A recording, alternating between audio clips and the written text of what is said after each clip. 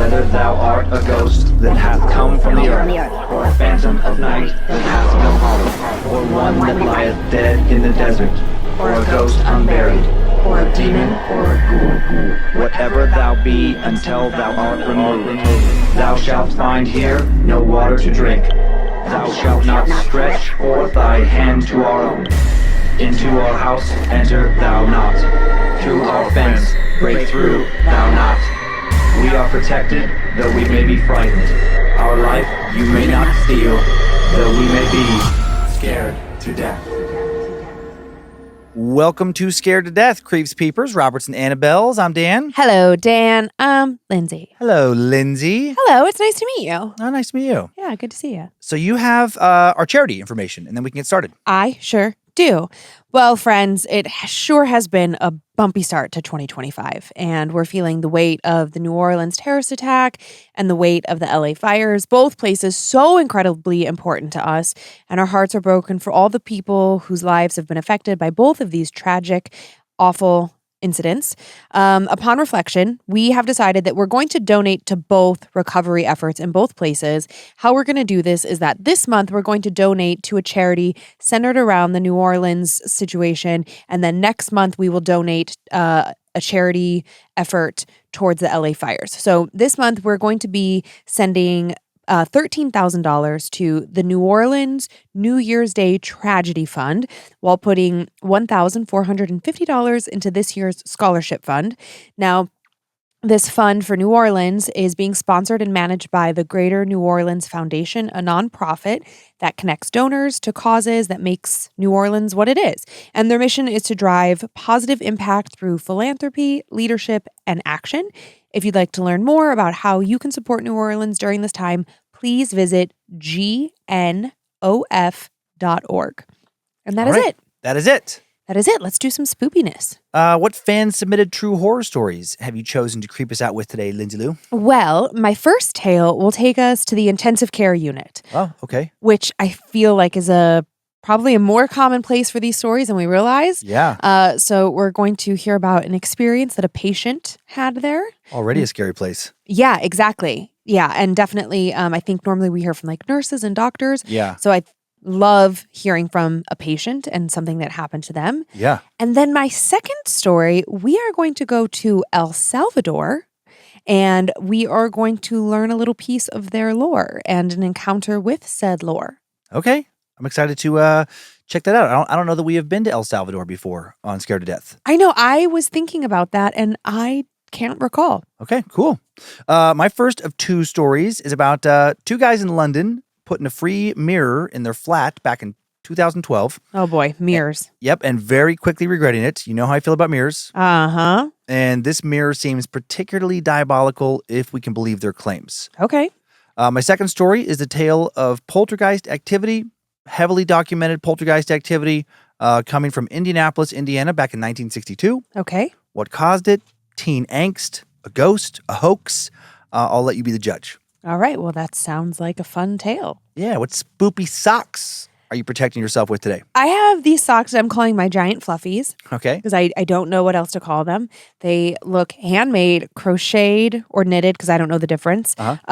Fluffy on the inside, and they're going to keep me super safe and super warm tonight. Okay, awesome. Now that you have changed into your show clothes, I will tell my first tale. Okay. What if I was just wearing socks right now? Only socks is your uniform. Well, Hey, I wouldn't complain. listen, you guys, there's no video. A couple weeks ago, we did this with no shirts on. just for fun. We were like, that would be really funny. And True. so we did. Yep. Okay, in early September of 2012, two London flatmates, 20-year-old Joseph Birch, a university student studying art and design, and 34-year-old Soteris Charalambous. Wow, what a name. I know, Soteris Charalambous. You don't meet a lot of Soteris Charalambuses. A painter and decorator were living peacefully together in a small studio apartment in their neighborhood of Muswell Hill. But then later that month, they brought a free piece of furniture into their home. Their landlord was about to place an antique mirror, and one in excellent condition, no less, into the skip, aka into the dumpster, out behind their building. When he saw them eyeing it, he told them to go ahead and take it. They could have it for free. He no longer had a use for it, clearly, as he was in the process of throwing it away, and both men felt drawn to it. They loved it. and they would both later wonder if that was exactly what the mirror wanted them to feel when it chose them. Time now for the tale of the woman in the mirror. Don't look a gift horse in the mouth. How many times have you heard that old saying? And it is an old saying.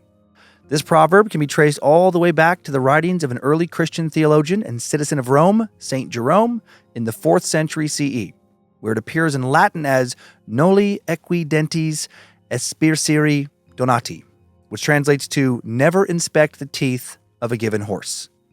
And people used to inspect a horse's teeth in order to determine the horse's age, which largely factored into the horse's value.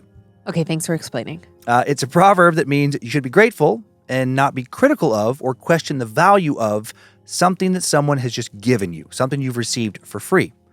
The phrase is a cautionary reminder to be thankful for what you have, even if you secretly want something better. It's often used to advise people not to be ungrateful or not to be suspicious of a free gift. But sometimes, shouldn't you be suspicious? Maybe the person isn't just giving you something out of kindness. Maybe they're not giving it to you because they no longer need it. Maybe they're giving it to you because they no longer want it. And perhaps they no longer want it because they fear it. Immediately following hanging a large mirror, which looks as if it's about 4 feet tall by 3 feet wide, on a wall of their flat near the front door and above an old radiator, the two claimed that the atmosphere of their home changed dramatically.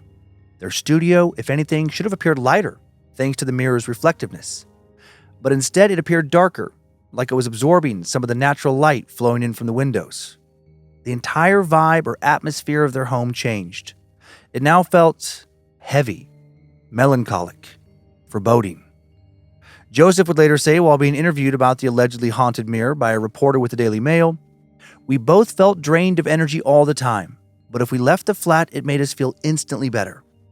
Both Joseph and Satyrus, despite feeling a powerful sense of sadness and despair when they'd look into the mirror, still found themselves staring into it often, getting lost in their reflections and feeling almost hypnotized.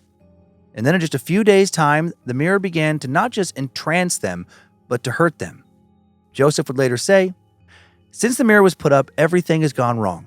A few days after we put the mirror up, both myself and my flatmate have woken in the early morning hours screaming in pain. We both experienced what I can only describe as intense, sharp stabbing pains throughout our bodies. They would strike us both at the same time, then disappear as fast as they came." And then, the paranormal activity surrounding the mirror continually escalating, the mirror began to show them things. They both described seeing, quote, flickering shadows and glimpses of a black darkness in the mirror. They also witnessed small orbs of light seemingly floating into and then back out of the mirror. In addition to being terrified by all of this supernatural phenomena, they were intrigued. The mirror felt like a great mystery begging to be solved. What was it trying to tell them? What was it trying to show them? In early December, in an attempt to make the mirror appear less gloomy and perhaps turn its sad, dark, strange energy into something cheery and light, Satyrus painted the old mirror's walnut frame silver. And this little makeover did change the mirror's energy. It turned it from gloomy and mysterious and possibly dangerous to downright malevolent. The two men now began having recurring nightmares that revolved around the mirror. Dark dreams where the mirror would show them things they did not want to see, terrifying things, like a dead woman's rotting corpse staring back at them in place of their own reflections. And when they were awake, they now had to deal with all sorts of things gone wrong in their flat. The pair said that the radiator below the mirror stopped working, despite them never having problems with central heating before. Their landline phone stopped working as well, and various pipes began to rattle inside the walls of their flat at all hours of the night. Also, items around their home began to disappear. Phones, loose change, keys, and more would just vanish. They'd never find some of what went missing, but they claimed they would sometimes see these items again later, in the mirror. They'd see the reflected image of what they'd lost, then look to where it should have been in the room, but it wouldn't be there. And when they'd look again into the mirror, the reflection of the item would now also be gone, as if it were never there in the first place, as if the mirror was not just taking from them somehow, but also toying with them.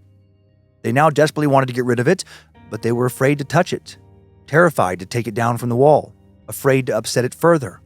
What might reach out from the mirror and grab them if they got too close? Before they finally got rid of it, the mirror also started throwing things around.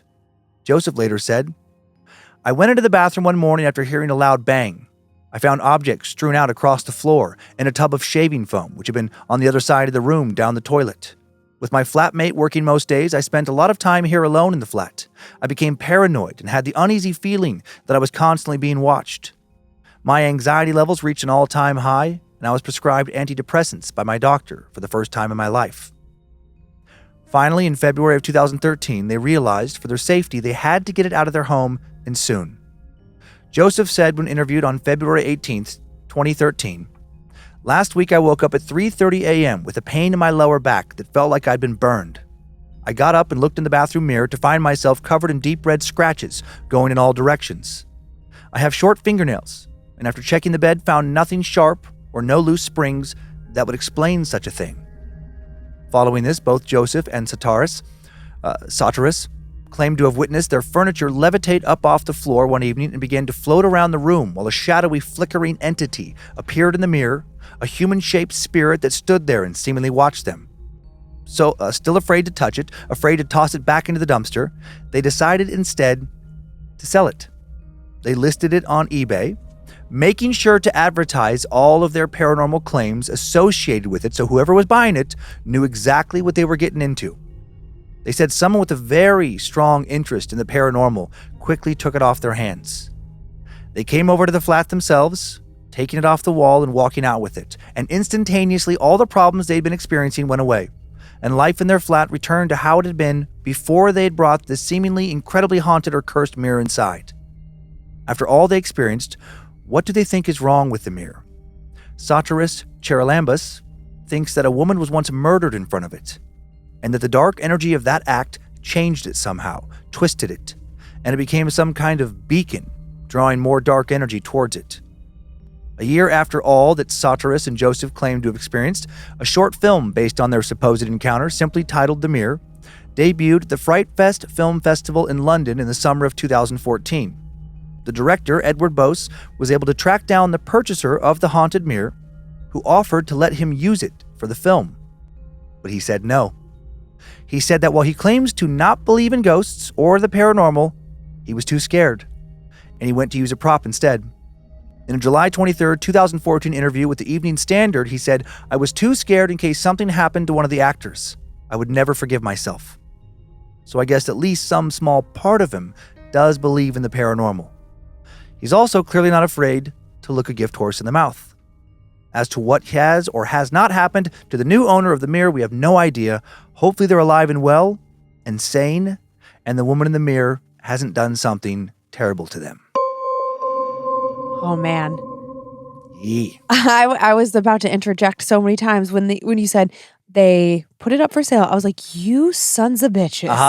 But then when you said they gave the disclaimer that this mirror is very haunted. I mean, how many times on Facebook Marketplace, Craigslist, anywhere that you might buy a secondhand item, does it say like haunted doll, or like you're just looking at the thing and you're like, get the fuck out of here? They were interviewed for a few like publications in the UK around the same time, and they seem to have gone out of their way to like understanding what it would look like, the optics. And they're like, well, like in one, they talked about how they thought about just, it sounds like they were afraid to break it for whatever reason. They didn't want to just go smash it. Well, that makes sense to me because you could possibly release what is in there. Yeah. So I'm sure they were thinking about this stuff all the time. And then they thought about giving it away, like kind of like, how they found it with the dumpster. And they're like, no, we can't in good conscience, like let somebody just unknowingly, get a hold of this thing. Totally. So yes, they put it on eBay for £100. And I guess like 30 people wanted to buy it within like a few minutes. Wow. And yeah, and whoever took it, they didn't, charge them much money. They only charged that amount because they had went to an antique store with a picture of it and just asked how much it would be worth. Okay. And that's what the person said, like £100. Okay. And yeah, I guess like, if somebody really wanted to see if this thing was all that it was cracked up to be, I guess then that's on them. Didn't they take it out of the dumpster after the landlord put it in there? Mm-hmm. Do we I find it absolutely incredible that you didn't just go ask the landlord, like, hey, was this shit happening to you guys? Or I know I did want to have that information in one of the articles. It just wasn't. Yeah. They did talk to the landlord, but like early on, just to confirm that he didn't want it. It sounded like, and there was just some quote in there that they said of like, yeah, he just said, he didn't want it, but there was no more details than that. That's what I thought too. I'm like, yeah, I'm like, he probably didn't want it because it was freaking haunted. Yeah, right. And interesting to me that they were afraid to touch it, but they painted it silver. So clearly at some point they touched it. Yeah. So I guess like the fear of touching it would have come after they painted later. Like they painted it in an attempt to be like, okay, well maybe we'll kind of like, change it somehow, change the energy or who knows. And then when that didn't work and it got worse, then they don't want to touch it. I do like the theory that Smyrna. I know I've never seen a name even remotely. There was no picture of him, so I have no idea where that name comes from. It's Sotiris. It's his first name. Sotiris. And then Sotiris. We can stop there. Charlambus. So Sotiris. So Saudi. Yeah. I'm just wondering if old Saudi. I liked his theory that the mirror had been hung somewhere previously, that a murder took place in front of it, and then because we think of mirrors often as portals. Mm-hmm. So I was like, oh, actually, that's very okay. Yeah, a bad guess. Not a bad guess. Okay, and then just one last question, and then we can look at some photos. Does anybody think that they made the whole thing up in order to make this movie? Oh yeah, I had that thought as well. Where it's like, did they make money off the movie? I don't think, no, they didn't. Okay. I will say that because, and it seems like what happened is, it doesn't seem like, from what I can tell, and I don't know, but there are various newspaper articles you can find about this. There's articles that came out all around the same time, and it might have even just been one interview that got reprinted. Sometimes it's hard to tell, like a AP, interview, and then numerous newspapers just published versions of it. Yes. That may have happened, but like that happened in February of 2013. I'm 99% sure without looking at the dates. So that comes out, they get this press, and I believe what happened is then the director, what was his name? It was like Edward Bose, Boase. He reads that, and he's like, ooh, that's interesting. I see. Then he contacts them, and then all it was like a festival short that never got, to my knowledge, converted into a full-length movie. And I mean, like, very low budget. I can't remember that. One of the articles did say what the budget was. I mean, I want to say the budget was like a couple $1,000s. Sure. Yeah. Like almost like a student film. Yep. Okay, that makes sense. Okay, that helps though, because that, I think, lends credibility to the story. Yeah, and then there's no more information after that. So it's not like then they write their book, then they're like, they don't seem to be pushing for this at all. Once they give their interviews, they disappear. Yeah. Okay. All right. Well, there you have it. And then here's, don't have a lot of pictures, but I have some. This is the mirror. So that's after they painted it silver. Okay. There's nothing even that. Yeah, there's nothing like, oh my God. No, it's not particularly creepy. Their flat is incredibly well lit, mint green walls, like very, almost like Tiffany blue, actually. Tiffany blue walls. And just normal. Just feels like a normal mirror that you would buy at any Target, Goodwill. Like it could be any number of things. I guess it would have looked older when it had like the walnut, when you could see like the wood frame around it. Yeah, I guess. And then there was another picture of the mirror that I just didn't put because it was so bad. It was so grainy and just blurry. And sure. It was like, they were talking about like we captured this orb by the mirror, like coming out or going in. But it just looked like it could have been like the flash of the camera bouncing or something. Off the mirror. The mirror, exactly. You know, the thing, the shiny thing that you like look into that reflects back to you your own image. So this is Joseph. This is the student, Joseph Birch, the guy that talked about getting scratches and stuff. And then here, this next picture is scratches. It looks like just a basic scratch. I can't even look at his scratch. I'm distracted by his horrible tattoo. What do we have going on there? That's Mario Brothers. Never mind. It's not horrible. Oh, yeah. This little star from Mario Brothers. I was like so distracted by that. I felt a little uncomfortable bringing this photo up just in Starbucks because at quick glance, I feel it looks a little pornish. Oh, totally. Just like some naked dude's hip. Yeah, it's really tight on his torso. Yeah. And a large photo. Mm-hmm. And the angle of his hand looks like he's reaching for his crotch. Exactly. Well, that's all right. People have done worse than Starbucks, I'm sure. Oh, yeah. I'm sure they have. Okay. Actually, Starbucks, I saw they just changed. You can't just like hang out there. You have to buy something. You have to, and you can't like, your behavior is more closely monitored. They're reversing this policy they've had for a couple of years where just anybody can go in there and hang out for any length of time. Yeah. So maybe now I could get tossed for looking at like, what appears to be soft porn on the computer. Yeah. That's a tricky thing. I think any business owner, here's what I'll say. I haven't read the article. I'm not up to date. I hear what you're saying.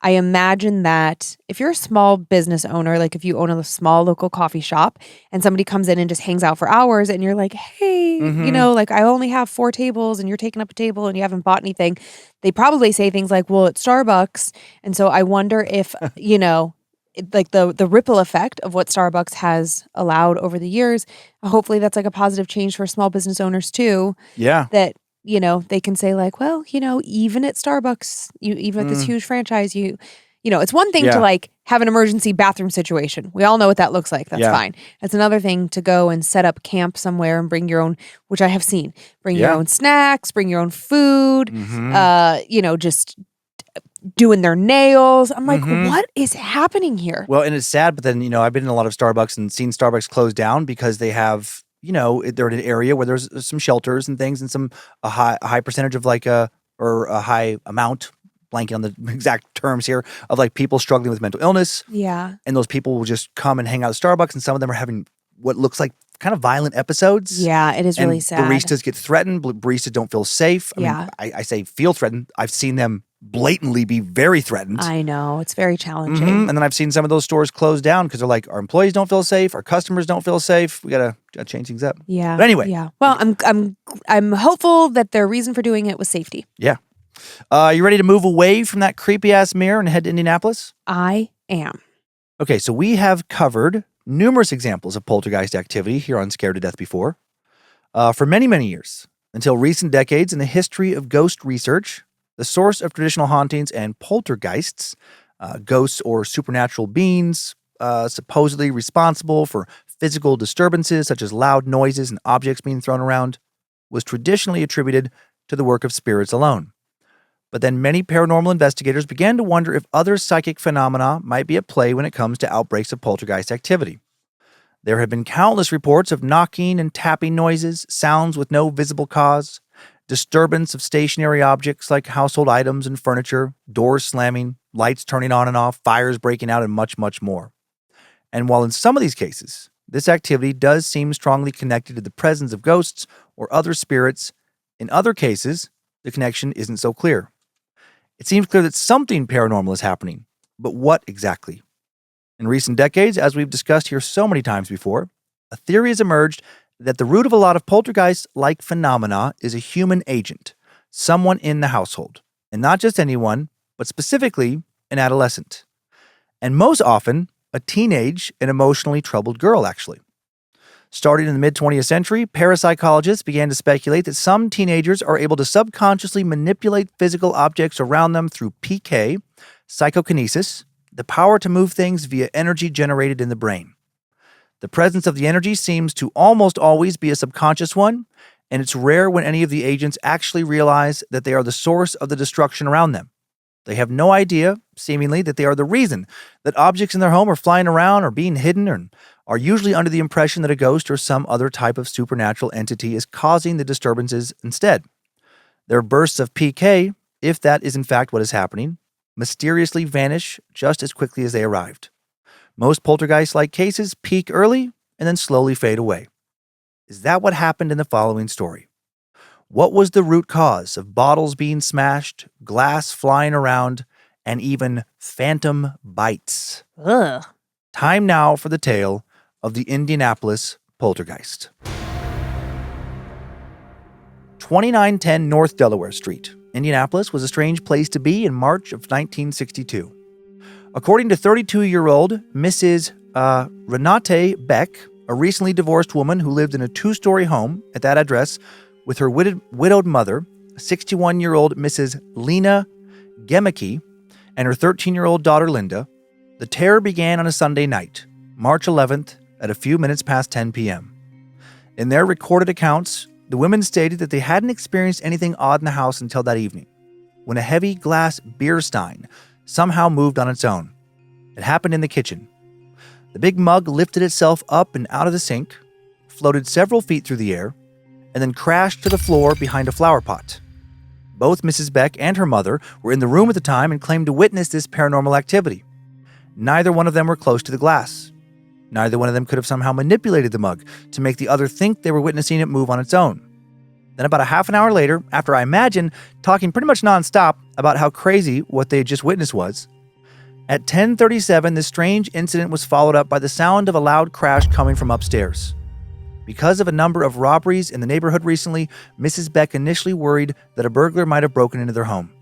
However, after she and her mother and her daughter crept up the stairs to quietly figure out if they needed to call the police or leave the house, they found a large piece of German crystal lying on the floor about 4 feet from the bookcase where it had been sitting.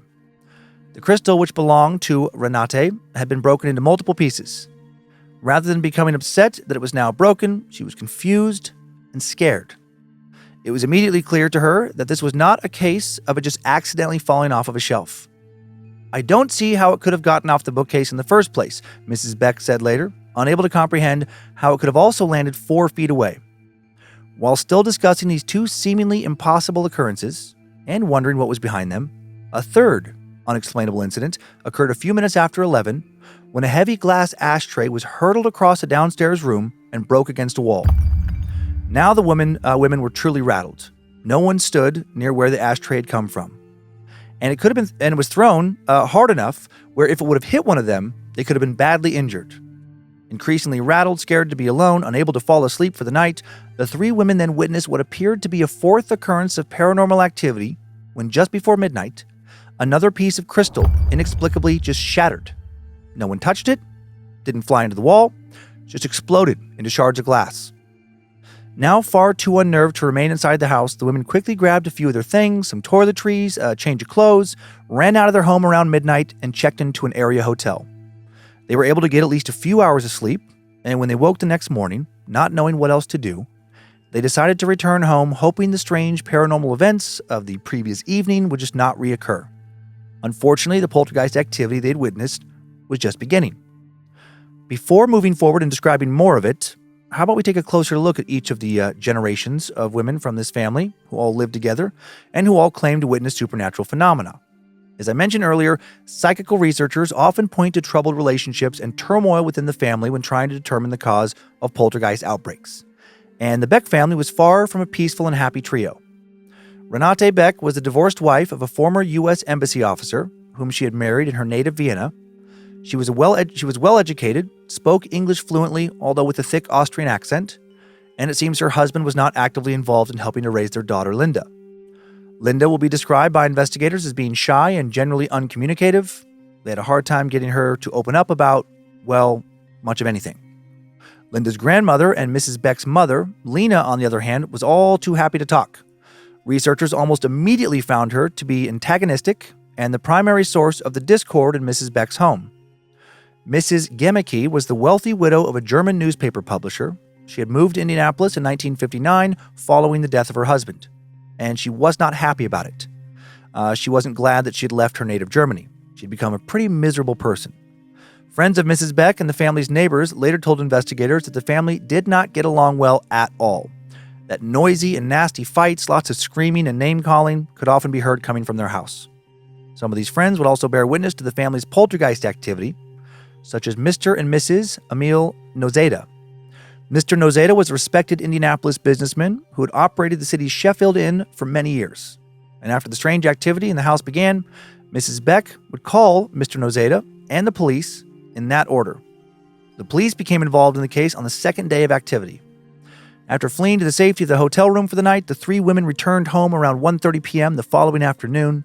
They found that nothing had been disturbed while they were away, and for a few moments, they were pretty hopeful that life had returned to normal. But within 30 minutes of their arrival, they again heard the sounds of shattering glass.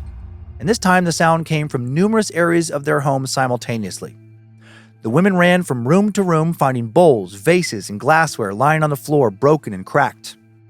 After heading to the kitchen to sit and talk about what to do, following Mrs. Beck calling over Mr. Nozeda, who came over with his wife, When Mrs. Gemeke stood up from her chair, a coffee cup that had been lying in the sink on the other side of the room suddenly flew through the room, smashed against the wall just above the chair where she had been seated moments before.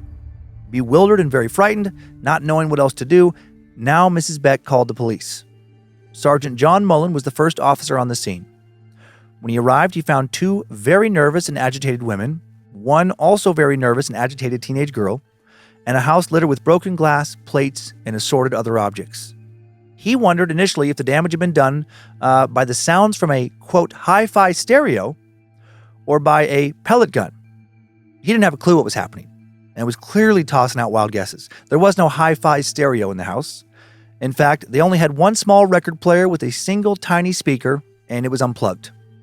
Also, the home had thick and intact storm windows which were all shut, which would have made firing a whole bunch of pellets capable of shattering a whole bunch of glass and crystal objects into the home, or in the home, pretty much impossible.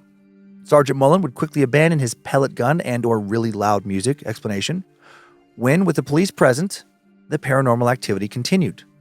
Patrolman Ray Patton was in the house when he heard the sound of something falling in Linda's bedroom. He investigated and found the glass figure of a swan broken into a number of pieces, lying on the floor in the middle of the room of a room that was and had been empty. Other officers soon arrived, and they brought with them high-frequency sound gear now to try and detect any movement that might be causing the objects to fall or fly through the air and break. And during the time their gear was being set up and tested, the house was now surrounded by hundreds of nosy neighbors and curiosity seekers. Word had gotten out that something very strange and spooky was going on at the house at 2910 North Delaware Street. Because of all the new onlookers, additional officers had to be dispatched to keep the street open for traffic now. The cops' listening equipment was later removed when nothing out of the ordinary was ever detected with it. During the time it was in use, no activity occurred. However, while all this was going on, Mrs. Beck realized that something had vanished. Her purse, which contained $125 in cash, operating money for a small restaurant she had recently opened near her home. Police officers and reporters scoured the house for any trace of the bag, but it had simply vanished. Was it by supernatural hands, though? On March 25th, 2 weeks after the glass began to fly in the house, the purse reappeared. Mrs. Beck told police that her mother found it when she felt the bag nudging against her leg. Only $35 of the original amount remained in the purse when it was found. Before the purse returned, police officers were baffled by a new angle in the strange case. It seemed that bizarre marks had begun to appear on the hands and arms of Mrs. Beck and her mother. In each case, the mark consisted of tiny puncture wounds, like those made by a bat, according to the police record. But no bats had been seen flying around this Indiana neighborhood in the middle of the winter. That would have been highly unusual. And another very puzzling, hard to rationalize as having a natural cause incident had taken place on Monday night, March 12th, the day the women returned home from the hotel around 8:30 that evening. So backing up here, it was a short time after the previously mentioned officer, Ray Patton, had arrived as an observer. He accompanied the women on a tour of the house, which was still littered with broken glass and crockery when Mrs. Beck showed him a smashed mirror, which was lying on the floor. She told him that it had been shattered by a heavy glass ashtray that had flown across the room from a night table next to the bed. She also showed him a set of 3 matched glasses, of which they had 6 matching pieces originally, even the day before they still had all 6. 3 of them had been mysteriously broken. For safekeeping, Mrs. Beck had placed the 3 remaining glasses under her hat on her dresser in her bedroom. This is where they were when Patton last saw them. The room was empty when Patton began to leave it, but as the officer was leaving the room and walking out into the hallway, one of the glasses that had been hidden under that hat suddenly struck him in the back hard enough to bounce off him and break into several pieces. The glass hit him with enough force to leave him bruised and sore for several days. And a moment after he was struck, he heard the sound of more breaking glass. Patton crossed back into the room, found another glass lying broken on the floor now. He raised the hat where the 3 glasses he had just seen, where they'd been placed earlier, found that now only one of them remained intact. The room was completely empty when this happened. There was no one else nearby but the officer himself. As it happens with many such cases, the phenomena in the house peaked and then subsided by March 22nd, 11 days after it had begun. The place on North Delaware Street was left in a disastrous state with broken mirrors, glasses, and pottery scattered about. Feathers had been torn from pillows, pictures had been ripped from their frames, walls and woodwork were dented from where objects had been violently smashed into them. The 3 women were left with no answers or causes for the events as they began cleaning up. But the Beck family was not yet out of the news. On March 25th, as I mentioned, Mrs. Beck's purse was mysteriously returned. but the police would not be called back to the house until the following day, March 26th. A call from one of the neighbors summoned officers back to North Delaware Street, and when they arrived, they found Mrs. Gemeke lying on the floor, apparently only semi-conscious. But when one of the officers was on a stairway landing, he saw this woman, who didn't seem to realize she was being watched, throw a heavy smoking tray against the wall. And then he saw her overturn a piano bench. Was she the poltergeist? Based on the events that had been so recently plaguing the house, he arrested Mrs. Gemeke on charges of being disorderly. She was immediately under suspicion for causing the other recent supposedly paranormal incidents, despite eyewitness accounts of other officers who had been on the scene, accounts she couldn't have been responsible for. Mrs. Beck protested the arrest of her mother. She stated that she was a diabetic and in shock and needed medical care. The older woman was taken to the hospital, where she was examined, and then she was taken to city jail for the night. She spent the night in jail. In court the next day, the judge proposed holding her for a mental examination, but agreed to dismiss the case if Mrs. Gemeke would go back to Germany within 10 days. She agreed, and she was released into the custody of her daughter. Now local newspapers, which had previously printed stories about a haunting, are printing stories about it all being a hoax. They immediately asserted that the poltergeist activity at the house had not been the work of the fantastic, but rather the result of the abnormal, but not paranormally abnormal, actions of Mrs. Gemeke. And they were aided in reaching their conclusion by quote-unquote research done by Lieutenant Francis J. Dew of the Indianapolis Police Department. He reported to the papers that he had, quote, tried to get the spirits to come out and play, but they wouldn't. It seems that Lieutenant Dew sat everyone in the Beck household down for about an hour and a half to observe what might have happened. When nothing happened, he reached the immediate conclusion that the activity only happened when one member of the family was out of sight and away from the others. Thanks to his approximately 90 minutes of research, he dismissed all of the paranormal aspects of the case entirely. This conclusion was quickly questioned by Emil Nzeda, that respected businessman and family friend who had been on the scene virtually day and night for nearly the entire duration of the activity. Nzeda had been on the scene since the second day and explained that the phenomena had developed selectively. First, only glassware was affected. Then the activity seemed to target plates and china. When most of that was broken, cutlery and glass jars began breaking.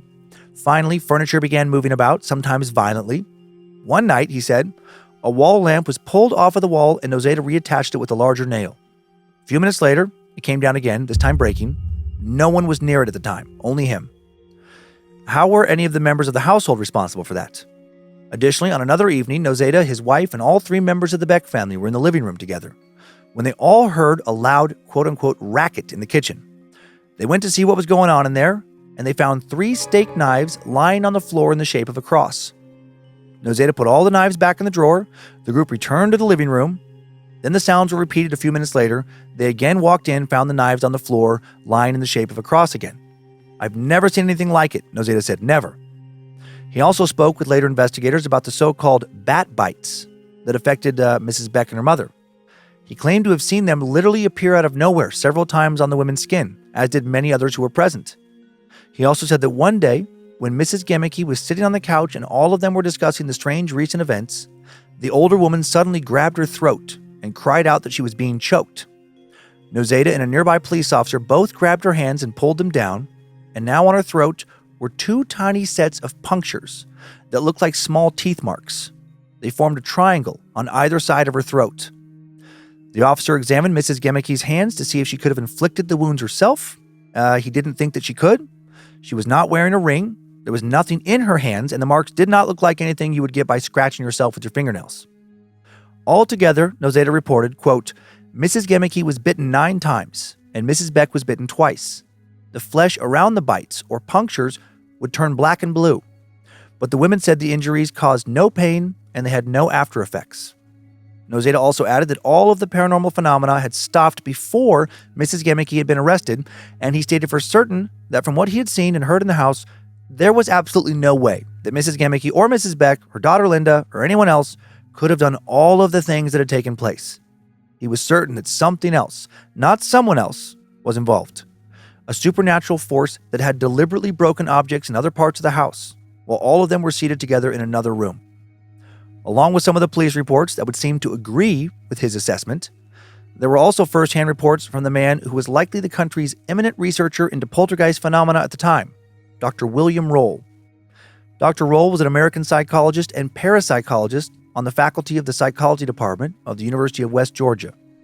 Born in Germany, he had received his BA in philosophy and psychology from the University of California, Berkeley in 1947.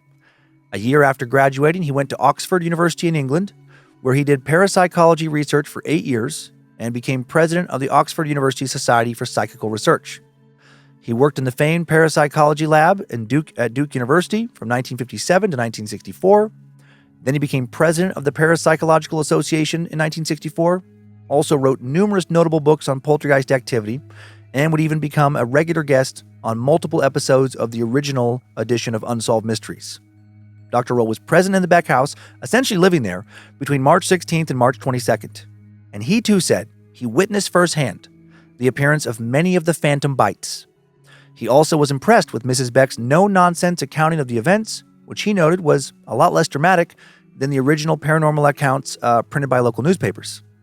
He wrote that he personally witnessed 110 unexplained movements and incidents he considered paranormal in origin. He was also able to rule out Mrs. Gemicky as the origin of all the activity. In order to observe everyone involved, he enlisted the aid of Dr. David Blumenthal, a clinical psychologist in Indianapolis.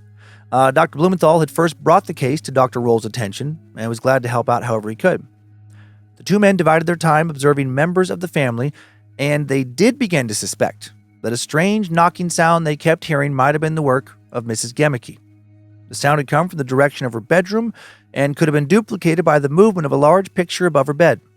But then late one evening, while Dr. Roll was in the kitchen with Mrs. Beck, Linda was in bed, Dr. Blumenthal was in another bedroom, holding onto the hands of Mrs. Gemicky. A series of knocks happened again, and no one present could have caused them. Certainly not Mrs. Gemicky or the other two women. Dr. Roll would detail this case in his 1972 book called simply The Poltergeist. He never hesitated to call out a hoax in his career, and in fact, he did everything he could to make sure he was not being duped whenever he was called out to look into a paranormal activity, to do a paranormal investigation. And in the end, he felt that the events Mrs. Beck, her mother, and her daughter experienced were, in fact, of a paranormal origin. So what did happen in Indianapolis that summer? Was all of that activity, or at least most of it, the result of 13-year-old Linda Beck subconsciously manipulating physical objects around her via psychokinesis, unaware that she was doing so, and possibly doing so due to emotional turmoil resulting from living in a house where her father wasn't around, where her mother and grandmother were constantly fighting? Perhaps. Was it all a hoax? Is psychokinesis a bunch of bullshit? Maybe. Or was that activity caused by a ghost or ghosts or some other supernatural entities? Who knows?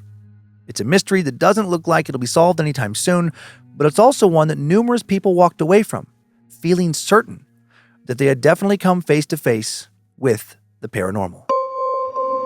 That's really fascinating. Then there's lots of witnesses, police reports, all kinds of stuff. Yeah, and it's, altogether too convenient to just blame it on the little old lady and then ship her off to Germany.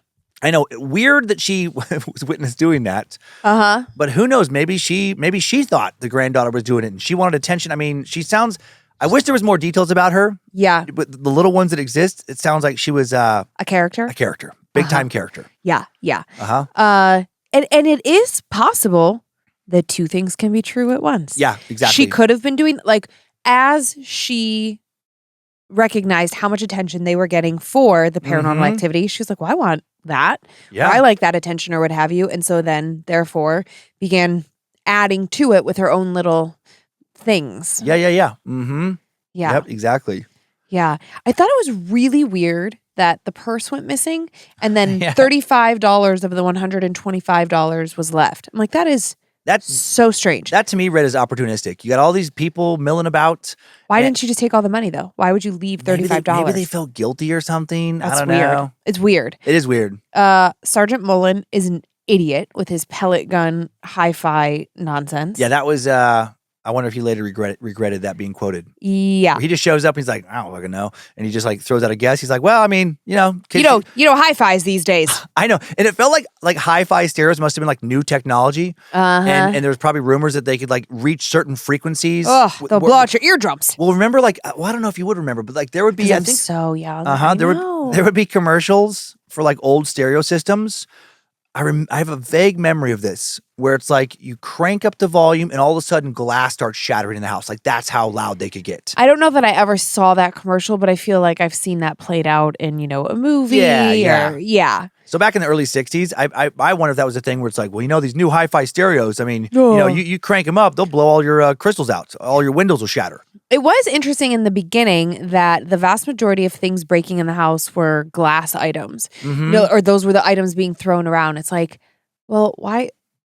I don't know. I just was like, I started to write down. I was like, okay, glass, crystal. I'm like, can we throw something else? Well, if you go with that psychokinesis, or what is it? Psychokinesis. A psychokinesis theory. Yeah. Because, I mean, that hasn't been proven to be possible. It's just, speculation. Okay. But if people, it reminds me of almost like Carrie from Stephen King. Mm-hmm. If people, when they get like really angry, can cause some kind of electrical interaction with their brain and the objects around them. Yeah. And like they talk about the theorizing that it's subconscious and you have these angst and emotional turmoil. Let's just say that the daughter, Linda, is really mad at her mom and grandma. And it sounds like they had a lot of like German crystal and stuff around. I'm guessing just speculating, that's her mom's favorite stuff. Got it. Okay. Yep. That is helpful. Right? And so angry daughter is like not consciously trying to, but yeah. It would make sense going with that theory that all of a sudden her mom's best things just keep getting shattered. So I would have broken all of my mom's Hummels. Yeah. Yeah. Totally. Yeah. Okay. Last question. Yeah. Just tell me, 11 days of poltergeist activity. Mm-hmm. Could you withstand 11 days of that? You're in this situation. Just insert yourself into that situation. Don't modernize it. Just like you, your dad, and Kyler. 11 days. Well, you know what? And actually, I think it went on about 2 weeks. Oh, I thought you said 11 days. There was 11 days. It was 11 days between one point and another point, but I think the full thing was from Okay, so 2 weeks. Yeah, 2 weeks. But whatever, give or take 2 weeks. Totally. By ourselves, no. But neither did they. They left that first night. And then when they came back, they had some friends come over. Then they had the police come over. Mm-hmm. Then they had investigators there. They had the friend over there all the time.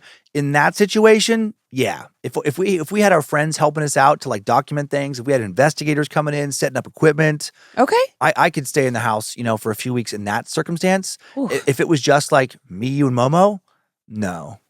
Yeah, I was thinking, I wouldn't feel safe. I'd be worried about you guys, honestly. Exactly. Yep. Yeah. I'd be worried about our kids. Of all the things that could happen, objects flying around is like, yes, scary, creepy, but not as bad as so many of the things that we've covered here where I think I might be able to stomach it. Yeah, if it was just... it's just so specific. Totally. I know, it's very different than... And it's funny because it actually is more dangerous than a random shadowy humanoid entity. But like, if I'm seeing like plates swirl around and sometimes smash into the walls... It's weird. It would freak me out. My hair would stand up. I could handle days of that, I think. But if I saw a shadowy entity walk into the room, I am like cartoonish. You are get the fuck out. It's a pew, where it's like you just make a hole. You make a hole through the door in the form. Your feet are just like the kicking up dust underneath. Dust, yeah, exactly, like the old Looney Tunes. Yeah. I am getting out of there so fast. All right, Tasmanian Devil, do you want to show us some photos? Yeah, you know what? I only have one. Couldn't find a decent photo associated with the story. There are photos out there if anybody wants to look. Were they just super low quality? Super grainy, these old photos. And then I couldn't show some of them that were a little decent because there's so many watermarks. You know, like the Alamy, I think it was like some photo service that newspapers would use. No. It's kind of like Getty Images. Yeah. It's a competitor. Got it. And I was like, dang it, so many watermarks. So I'm like, okay. So all right, well, off you guys go to the interwebs. So all I found was a recent photo of the address. So I doubt this is, if it's the same house, they obviously, fix it up with vinyl siding and stuff. But this is 2910 North Delaware Street, Indianapolis. I'm sure whoever lives there now is super glad that you've put that photo up. That's out on Zillow. I'm just kidding. My goodness. Looks pretty safe now. Yeah. Wow. The houses that look the safest. I know. Yeah, no, we have discovered that it's like, while some houses definitely look creepier than others, there's no correlation between creepy looking house and haunting. Correct. It can be a nice modern house, haunted as shit, and there can be like this old dilapidated Victorian where nothing ever happens. Truth, homie. Mm-hmm. All right, you ready to sit back and hear two tales? I'm so ready. You're so ready? Yeah. You got OG Layla over there? Oh, yeah. How's she smell? She smells gone. It's gone now. I got to grab a new one out of the bin. Okay. All right. Yeah. Well, we got to build out the Layla army again. Okay. Well, let's go to a place I hope I never have to visit you, the ICU. Yeah, no kidding. No Vice doubt. versa as well. Oh, seriously. Hello, Lynze, Dan, and my scared to death creeps and peepers. Hello. I've never told this story about my stay in the ICU to anyone before, but it's been bothering me these last few days. A little backstory before we begin. In early 2022, right after my 30th birthday, I was diagnosed with triple-negative breast cancer and the BRCA1 gene mutation. I went through 6 months of aggressive chemotherapy, had a complete hysterectomy, and finally, at the end of 2023, I had my DIEP flap reconstructive surgery. Wow. My life has been one giant battle for the last 3 years. With so many complications after surgeries and during treatments, I was at the point of wanting to give up, even at the very end of that part of my cancer journey. The reconstruction surgery was the day after Christmas. It was after that surgery that I had this encounter. After my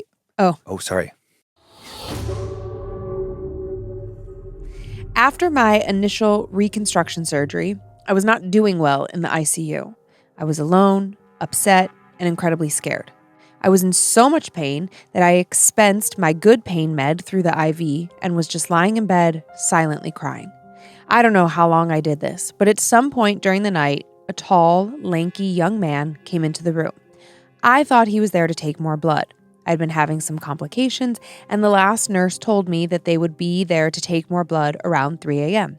And it was about 3 a.m. when this man walked into my room. He wasn't wearing scrubs, which I guess should have been my first red flag, that maybe he wasn't supposed to be in there. He was wearing a black long-sleeve shirt and black pants. I wondered if maybe he was the chaplain and had been asked to come speak to me because I was spiraling, both physically and mentally. And even though I'm not very religious, I'd had so many chaplains dispatched to my bedside over the last 3 years. I know they're there to comfort you and bring peace to people, but if I'm being honest with myself, they kind of freak me the fuck out, which in turn makes my stress even worse. Sorry if you're a hospital chaplain. I know you mean well, but anyways. He greeted me by name, so it further solidified the idea that maybe he was the chaplain on call that night, but I don't think he ever actually introduced himself. That was probably the second red flag. And thinking back on it, very serial killer of him.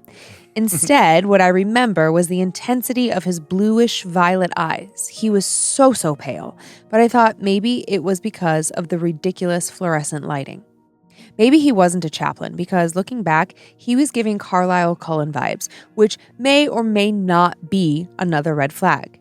He had blonde hair that reminded me of my little brother's when he and I were very small. I felt comforted, but also a little on edge. He walked up to the right side of my bed where all my cords and cables were attached to all the machines in there that were keeping me alive and asked me if I was feeling all right. I felt like complete shit. But to be polite, I said, I've felt better because I didn't want to complain. With one hand resting at the top of the part of my hospital bed, he then asked me about the cancer, the treatments, the surgeries, all to which I gave my standard answers. At this point in my journey, I was so tired of talking about it, saying the same things on repeat, playing down the brutality of everything I'd gone through during what should have been the best years of my life.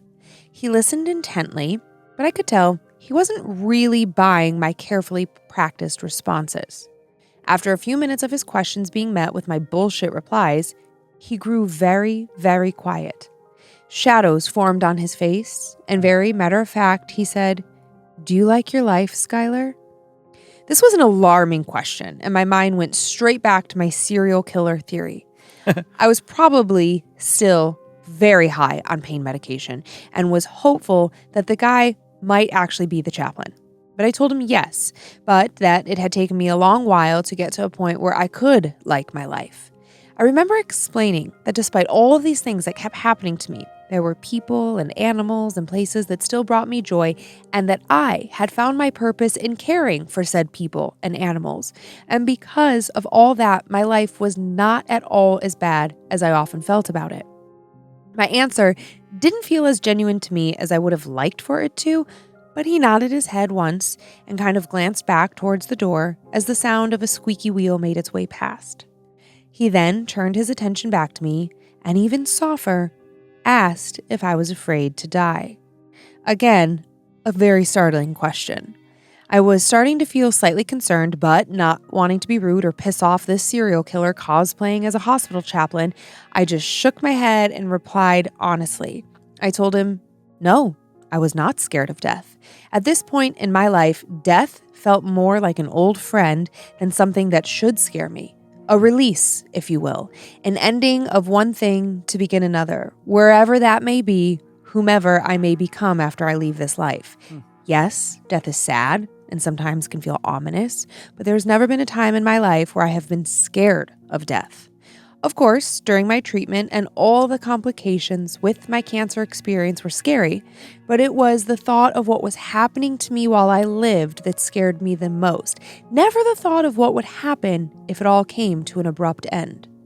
I also remember his smile after I said all of that, warm and genuine, just like the words I had just spoken to him. It had been the most truthful thing I had said in a long, long while. He looked down at me with such understanding and compassion, but his eyes held a sadness I could feel so deep in my bones. The squeaky wheels started coming back down the hall again. As quickly as he walked into the room, he was on his way back through the door. "They're coming to take your blood," he said. I remember feeling very confused. Hadn't he come to take my blood? Wait, was he the chaplain? Was the hospital just letting random vampire-esque hotties wander around the ICU for funsies? My blood pressure monitor spiked at that moment, and I remember thinking I just needed to remain calm because hospitals would definitely not let some random person get into my room, and I could just ask the nurse who he was when she got to my room. He paused in the open door, turned, and looked back at me. I remember 2 nurses who passed my room at that exact moment. Neither turned their head nor acknowledged the guy now standing half out in the hall, half in my room. "I hope for your sake we don't meet for a very long time," he said, and then he was gone. When the lab tech came to take my blood, I asked about the man in black. She had no idea who I was talking about. Or so she said, even after I described him for the 12th time, but there was something about the way she shrugged it all off that made me feel like maybe she had an idea who had come to my hospital room during the witching hour, but she wasn't about to spook me further. By that morning, I was having multiple blood transfusions. I had crashed once just after the actual nurse had left my room, and I was in the worst pain I've ever experienced. I told the doctor that morning that death would be kinder than all the suffering I was going through. Then the real chaplain came to see me, which, fair. As soon as I had that thought, though, I remember my strange late-night visitor telling me he hoped we wouldn't meet again for a very long time. And for whatever reason, that comforted me. Even as a sort of cold dread washed over me, my mind piecing the whole encounter together. It wasn't fear, but it wasn't peace either. Was he the Reaper? Was he Thanatos? Was he a drug-fueled hallucination? I may never know. I do know, however, how that conversation changed me. It really felt like I had known the man in black my whole life, even though that was the first time we'd ever acknowledged the other's existence. Maybe he was death, and whenever he comes back for me, he really will be an old friend. Maybe he came to visit me that night because we already are old friends. I've been obsessed with the personification of him since middle school. After all, so many of my family and friends had already gone to be with him. Maybe it was safe for him to show himself to me since I was in a drugged-out, half-conscious state, and anyone I told would think I was absolutely delulu. Maybe I made the whole thing up in my head because I really was feeling scared and vulnerable and just wanted some kind of company. I like to think it was death's way to remind me of all the reasons I have loved this life. It was his way of telling me that all my fighting the last few years would not be all for naught. After the actual person taking my blood left, I remember feeling so at peace. I was so relaxed that the pain was barely registering anymore, and I fell asleep. I have not seen the man in black since. No matter the reason he appeared to me that night, I am forever thankful to him, even though that encounter left me with an eerie sort of feeling when I thought back on it for several days after. As comforting as the encounter initially felt, I hope that he and I don't cross paths again for a very long time, because I'm finally living a life that I'm starting to be genuinely proud of and grateful for. Thanks so much for listening, creeps, peepers, Roberts, and Annabelles. Until next time, I hope you've been scared to death. Skylar. Oh, that was a great story. I love that. Sorry, I was a little slow on the button there.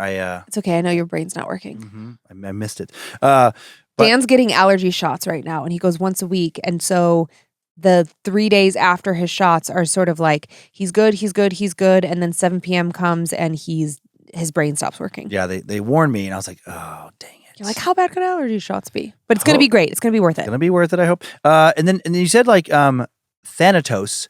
Did you add a T in there? Is that somebody, or is that Thanos, the Avengers guy? No, it's Thanatos. Oh, I don't know Thanatos. And maybe like a Greek god or something? No, I will tell you because curious. I looked it up earlier. Yeah. He is a comic book character. He's also in Greek mythology the personification of death. But when you look it up, it's like Thanatos, and then yeah. Okay, So cool. there you go. I thought it was the guy from Endgame. I know. I thought I was like, is it Thanos? But no, it's not. And that Grim Reaper, that's who I also thought. I was like, oh, that's so weird. And actually, just a Nightmare Fuel little story I just finished, just came out on Patreon right before we recorded this episode. There was a character in there that is a little Grim Reaper-y as well. And I'm like, oh, that's weird. I know, it is weird. The Reaper showing back up and here. I knew that, we had discussed you essentially using that nightmare fuel to process our horrific near-death experience car accident. And you had told me then that, like, you had worked this character up into your brain and like, okay, this is what I think it looks like. And then you kind of like Googled, and then you were like, wow, that's weird. That like, it's exactly what I thought in my head, like this funeral director guy. And then when I was like prepping stories, I moved this one up because I was like, well, that is kind of weird. And then the other person that she references, I'm saying Skylar, breast cancer. I'm gonna, men can have breast cancer too, so that wasn't fair. Hysterectomy. There was a reason that I knew we were talking about a female-born person. But she references, I had to look it up, Carlisle Cullen. I'm like, and I wanted to know who that is too. From, hold on. The vampire movies. I know people are out there screaming. Twilight. That's it. Oh, is it Twilight? Yeah. Okay. I just didn't watch those. I watched the very first one as research for another show I was working on. And then I never watched them again. I was going to guess Twilight, True Blood, and then I was out. Oh, wait. Maybe it is True Blood? Carlisle Cullen. Yeah, I watched the season of True Blood so long ago, and I did like it, but it was Twilight. Okay, Twilight, yeah. Played by Peter Fasinelli, who is Jenny Garth's ex-husband. Okay. Who she stayed with during the LA fires. I know that actor. I know, it's super random. All right. Well, good story. Yeah, listen, it is creepy. It is strange. Death does come for people so often in the ICU. Like, it's a completely understandable story. I think that I should say a completely relatable story. Yeah. Like, I think we can all put ourselves in Skylar's shoes or in her hospital bed.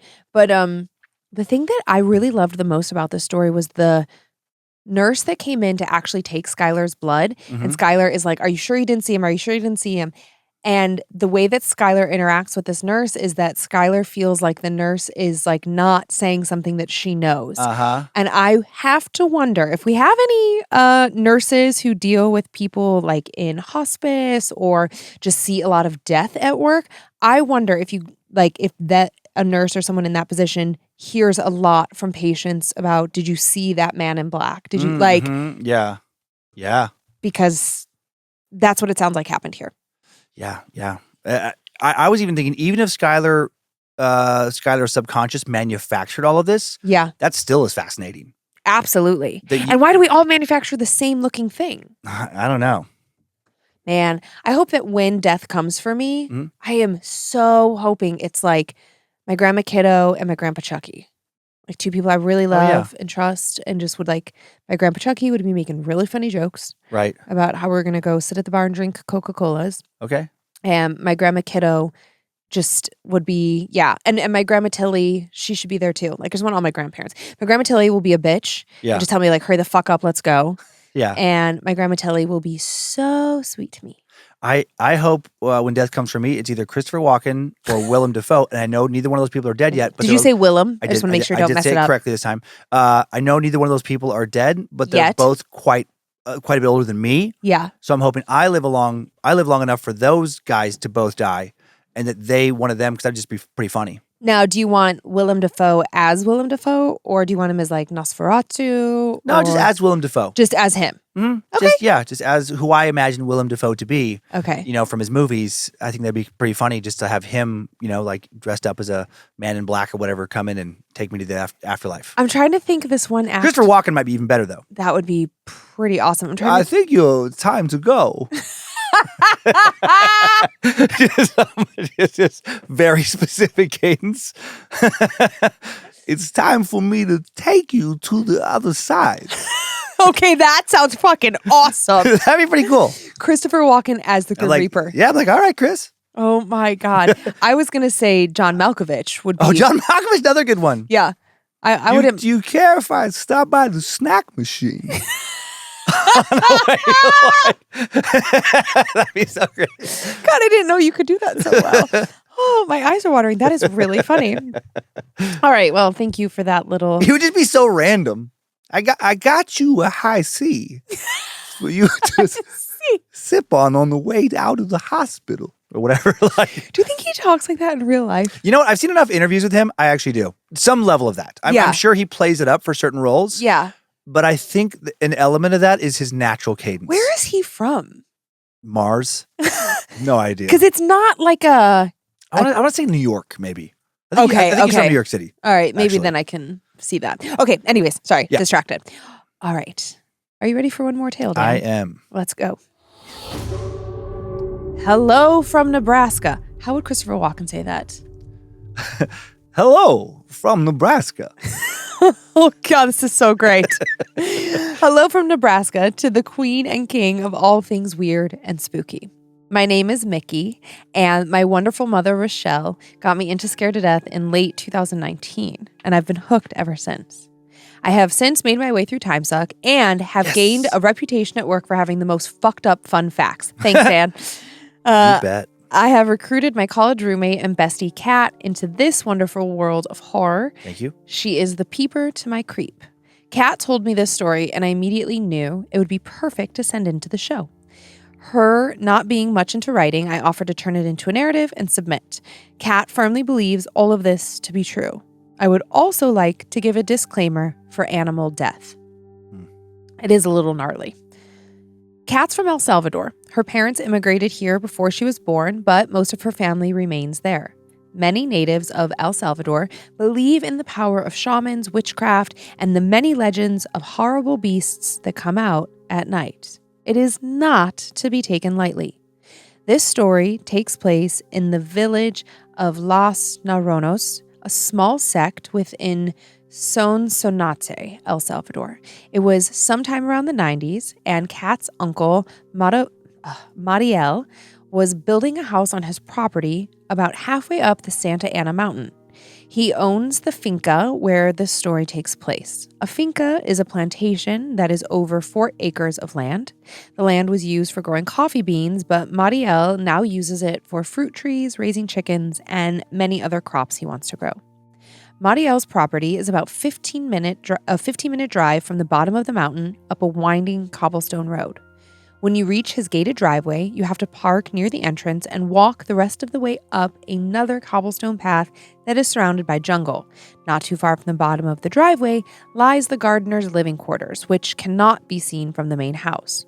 Walking further up the driveway, you eventually reach the home and the main area of the property. It's a hacienda-style home and has a middle section that is open air aside from a roof with the house surrounding it. Because of the jungle climate, the windows have no glass and only metal bars keeping out the outside from getting inside.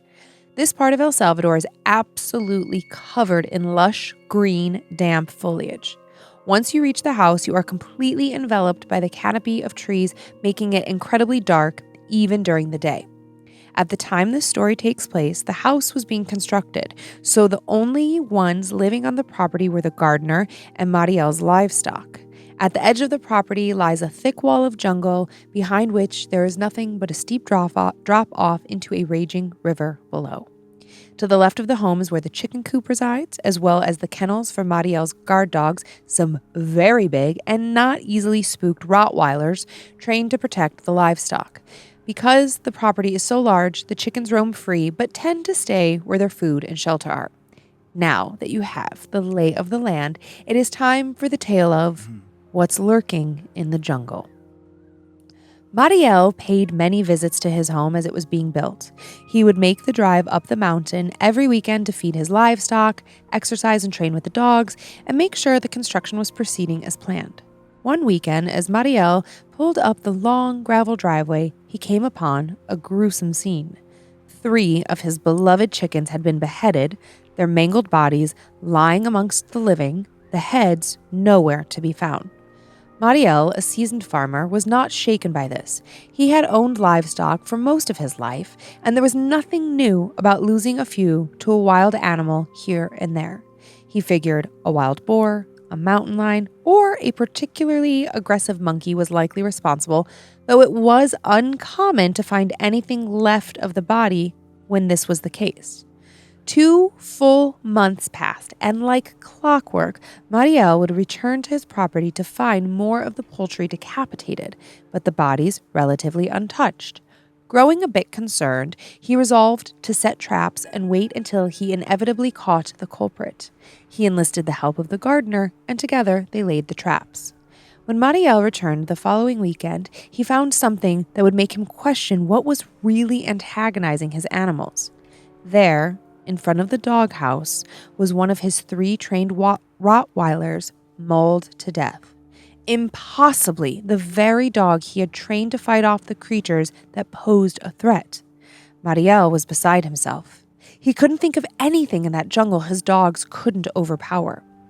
The responsible farmer decided that whatever was targeting his animals would have to get to him first. He resolved to stay at the house, not yet fully built, to ensure the safety of his beloved animals. He did not want to raise his family in a home that couldn't be protected, and he wasn't going to let whatever it was scare him away from his own property. Mariel didn't sleep much that first night in the house. Strong winds howled through the various open walls and ceilings of the unfinished home. The trees cast shadows that seemed to breathe alongside him. He tossed and turned, occasionally getting up to triple check that the shotgun at the foot of his bed was loaded and ready. Just as he was beginning to drift away, Mariel was jolted awake by a single terrified cry. He raced to get his gun, knowing the sound to be one of his dogs, the same dogs he had never seen frightened in all the time he'd been raising them. As Mariel wove through the house to reach his pets, he noted that the air was colder than normal. So cold, in fact, that goosebumps were now covering his whole body. The unmistakable smell of sulfur wafted through the barred windows, and Mariel quickened his already hurried pace. As he reached his animals, the stench in the air morphed into a hot, burning, rotten smell.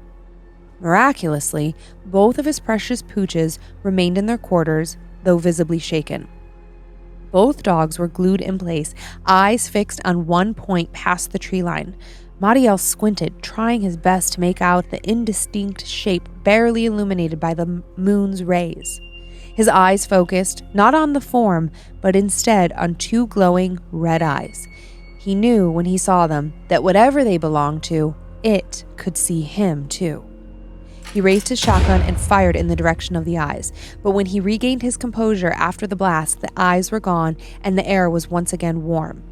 Across the wind, the smell faded, and he heard a laugh unlike anything he'd ever heard before. It was neither human nor animal, man nor woman, and yet somehow all of these things all at once. Mariel brought his dogs inside for the evening, resolving to check on his chickens in the morning. Sleep would not hold him that night, and every so often he swore he could hear the laugh above the wind. In the morning, Mariel decided that this issue was beyond his bandwidth. At the suggestion of his father, he went to speak with the closest neighbors he had, a couple of miles away, about if they'd experienced anything similar. His neighbors, a kind elderly couple, expressed their condolences about his animals and said that while they had not lost any of theirs, they too had been awoken late at night by their dogs howling as though they knew a grave, inescapable danger were near. The husband placed his hand on Mariel's shoulder. "It seems to me like you've got a wild boar on your hands," he said, but his eyes, they said something more unexplainable was going on. Mariel understood this context. While in the U.S. we picture them as deer, El Salvadorian skinwalkers most often take the form of boars. "And your gardener is from Izalco," chimed in the man's wife. "I don't mean to be nosy, but they call it Brujalandia for a reason, you know." For you non-Spanish speakers, Brujalandia translate pretty much directly into Land of the Witches. Mariel understood what they meant and thanked them for their help. Mariel once again contacted his father. He explained what the neighbor said, and his father gravely agreed that this situation stunk of skinwalker.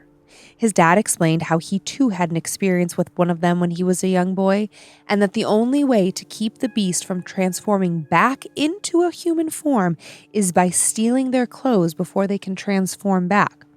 With this knowledge, Mariel and his dad hatched a plan. With one last piece of advice, he sent his son off. "Don't trust that motherfucker," he said. That Sunday night, Mariel returned to his property to find his gardener working. Usually, the staff would leave over the weekend to spend time with their family and give the residents some privacy. It struck Mariel as odd that his gardener was still around. Seizing the opportunity, Mariel questioned the man about the happenings. "I haven't heard anything, sir. Once I fall asleep, I'm out for the night. But your farm is widely envied. I'm sure it's just a jealous neighbor seeking to upset you. I wouldn't worry too much," he said. The men parted ways, and Mariel prepared for the night. Double-fisting a machete and a pistol, he was more than ready to take that fucker down. He waited for what felt like forever impatiently on his bed. No goosebumps, no sulfur, no dogs crying. He was almost convinced he'd imagined the whole thing. Maybe it was just a boar, and he was silly for thinking. But before he could finish his thought, the wind blew through the house so viciously he had to catch his breath, and something about the air around him felt heavy. In a matter of moments, a sharp cry pierced the thick air, and Mariel sprung into action. Moving faster than he ever had, he ran to defend his animals. The stench of sulfur was almost suffocating as he made his way back to the edge of the jungle.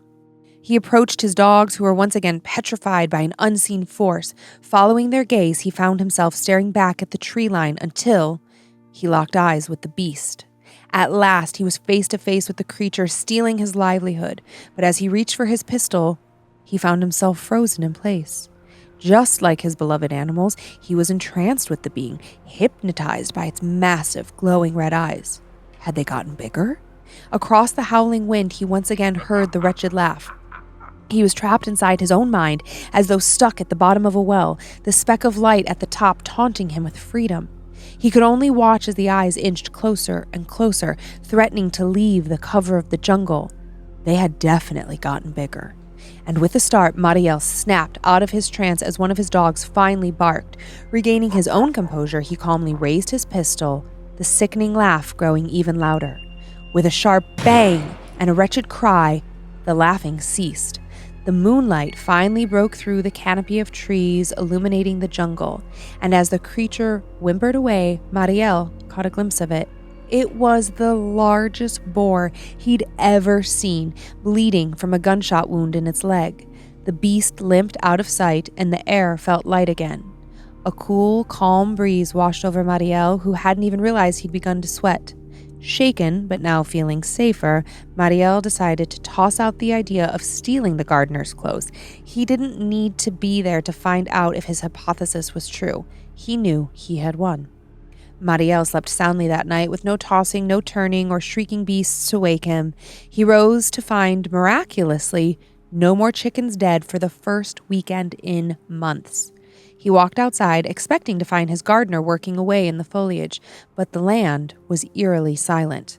That is, until a telephone rang out inside the house. Mariel rushed to pick it up. Sitting at the kitchen table, he was greeted by an unfamiliar voice. "Hello?" he asked. "Hi, I'm sorry. I know you don't know me. I'm your gardener's wife," the voice cooed back. "His wife?" Yes, sir. I'm calling to let you know he can't come into work today. Oh, I'm sorry to hear that. Might I ask why? Oh, of course, sir. He's too proud to admit it, but he had few too many last night at the bar and got hurt in a fight. He's all out of sorts. A fight, you say? Mariel leaned forward in his chair. Yes, sir, a nasty one at that. A gunshot wound in the leg is no laughing matter. Mariel slammed the phone into the receiver. He sent out the gardener's letter of termination that day and threatened that if he ever saw him on his property again, he'd finish the job. I hope you enjoyed Mariel's story. He's a very serious man, and he tells this story like it is as real as the clothes on his back. It's an honor to be a part of your wonderful community. Thanks for everything you do, Mickey, Kat, and Rochelle. Thank you, Mickey, Kat, and Rochelle. I love that story. I know that is a very unlike, most of the fan stories. It reads like, in the best of ways. Yeah. It reads like an old legend. Yeah, it's beautifully written. Mhm. Well done, Mickey. I mean, I was in it with you, moving through the motions, staring at the edge of the jungle, wondering doing the same thing like that Mariel did. Yeah. This isn't real. Like I have worked myself up so much, Yeah. and then it's like, oh shit. It's like an episode of the X-Files. Oh yeah, totally. Mm-hmm. Yeah, very cool. And not every day you get to shoot and fire a skinwalker. I know. I had never heard of, I guess it makes sense, but I'd never heard of skinwalkers that far south. I've heard of skinwalkers as far as North American lore, but once you get down into Central America, Yeah. I didn't know that they had skinwalker equivalent entities. Yeah. Or if I did know, I forgot. Now I'm thinking, I bet every culture on Earth Has some has sort of some version. entity that can transform back and forth between an animal and a human. Yeah, some shape-shifty kind of thing. Yeah, exactly. A shapeshifter. Mhm, Yeah. mhm. Mm-hmm. I don't remember ever hearing this thing about in order to keep the skinwalker, that it could transform from animal to human and back and forth. Mhm. So this thing about taking the gardener's clothes, Uh-huh. I don't ever recall hearing that you have to get rid of their clothes so it stays in animal form and can't transform back into human form. Yeah, I don't recall that either, actually. It very much stood out to me. That's not to say that we haven't discussed it at great length here. Yeah, I mean, yeah. We've you know, discussed 5.5 years I in, know. Yeah. that it's hard to sometimes remember some of the things. Well, and that stuff, what's tricky is it differs slightly from one, okay, with skinwalkers, many, many different, tribes and nations have their own skinwalker equivalent or Yeah. skinwalker. But the rules change a little bit. Like in this one, it's, you do something terrible. For example, I remember one legend was cannibalism. If you eat another person, that can help you set you on this path of transforming into this animal and you just stay as the animal forever. Mm-hmm. But then there's other legends, equivalents where you can go back and forth. It's more like a medicine man Sure. who can Okay. transform into an animal, but then also can transform back. Mm-hmm, mm-hmm. And then there's still more where sometimes when you transfer back, you're mostly human, but you might have deer hooves. Yeah, hooved feet or yeah, something. little tells Cloved feet, where yeah. somebody can be like, ooh, you're not right. Yep. And I can tell by your ears. I can tell by your feet. Yeah. Yeah, I never thought about that as a transformation back and forth between the two. Mm-hmm. I thought of it as a slow transition into. Yeah. Yeah. Okay. Yeah. I was having a comical thought in my head as you were talking about that. I'm like, oh my God, what? I don't know why this is funny. This is, it's really not. You die, you're on the other side. Okay. And you don't know the rules. Yeah. And you are somehow I die here in America, but now somehow my spirit ends up in El Salvador, and I'm so confused because I don't know the rules of being a spirit in El Salvador. I'm motherfucker, I know the rules of U.S. ghosts. Yeah, I know what I'm allowed yeah. to do there, and I'm just constantly getting written up in report. I was having this whole Monsters Inc. vibe. I'm just getting constantly wrten up in Yeah. reports. My ghost boss is Yeah. you're an idiot. This is not how you do it. I'm I don't know how to do it. I'm picturing you in the Beetlejuice waiting room, talking to somebody. Totally. After death, no, that's not right. They're oh, Lynze, you're a mess. And I was laughing in my head because Christopher Walken keeps popping back in my brain. Oh, let's do it. And I was just thinking of him as a skinwalker. Oh, this is great. And just being extra weird with it. Honestly, he probably is a skinwalker. Why does everyone choose a deer when you could be a moose? I like to go back and forth between the different kinds of animals. I just picture he's everyone else is a deer and he's this big gangly moose. I just didn't know you could do that voice. Should we think I'm go also ahead. picturing you now with your floofy hair. Oh God. Doing that voice. Oh yeah, okay. We can do that when we get home. Oh, can we please? Yeah, you can Oh my floof gosh. my hair out. I have this special hairbrush I'm using to help grow my hair and like to keep my hair from thinning. And I brushed Dan's hair the other night and it made it he looked like he just stepped off the Sopranos set. And we had our sleepy time candy. So we were just my hairy chest and my poofy hair. I was in tears laughing so hard. Can I take video of you doing floofy hair Sure. Christopher Walken? Sure. Okay.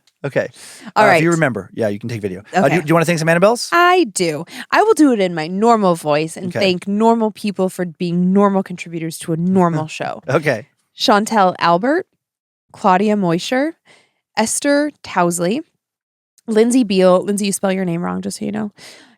Karen Nazrem, Bonnie Quimby, Nez, Rain Berry, and Jonosaurus Rex. Nice. Yeah, it's cute. Or Jonesosaurus, maybe. I would like to thank the following Annabelles. Now, is this Lucy or Lukey? There's 2 C's here. Is that intentional? Like Luccy? I just copy and paste it from. So maybe it's Lukey, or I'm going to say possibly also Lucy Carrick. Weird dude from Finland. But how would Christopher Walken say that? Weird dude from Finland. Nice. Sarah Kirk, Dawn, Brittany J, Courtney Testel. Wait. Is it Dawn?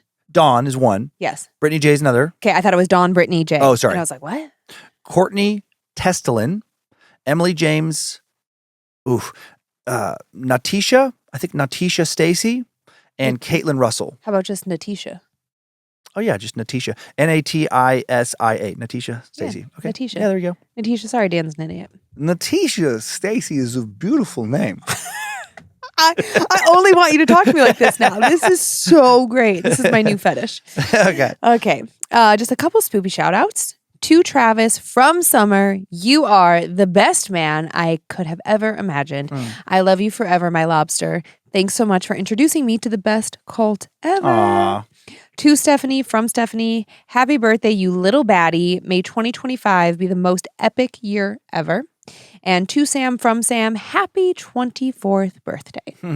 Oh, 24, Sam. Man, so young, Sam. So young, Sam. I was also super annoyed in my 20s when everyone was like, you're so young, you're so young. Oh, I thought like when I enjoy hit it. 25 that people would stop saying that. I thought when I hit 30. I thought when I hit 40. Not even now. Soak it up forever. Yeah. But 20s listen, they're bumpy as fuck, Sam. You just got to hold on tight because your 30s crush. Well, that is our show. Thank you for continuing to send in your personal tales of terror to mystory@scaredtodeathpodcast.com, where Lynze can find them.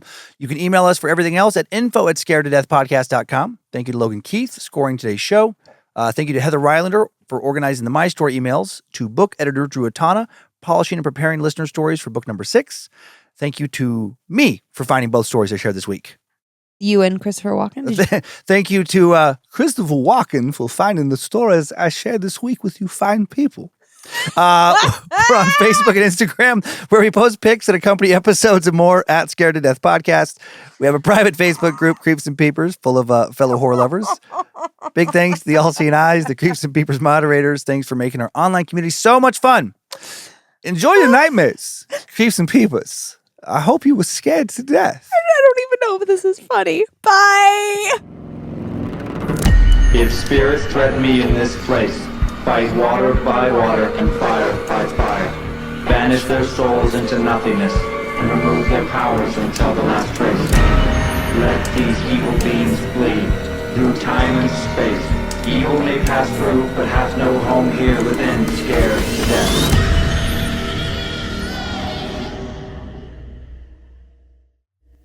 Mad Magic Productions. He's good. And then 7 p.m. comes and his brain stops working.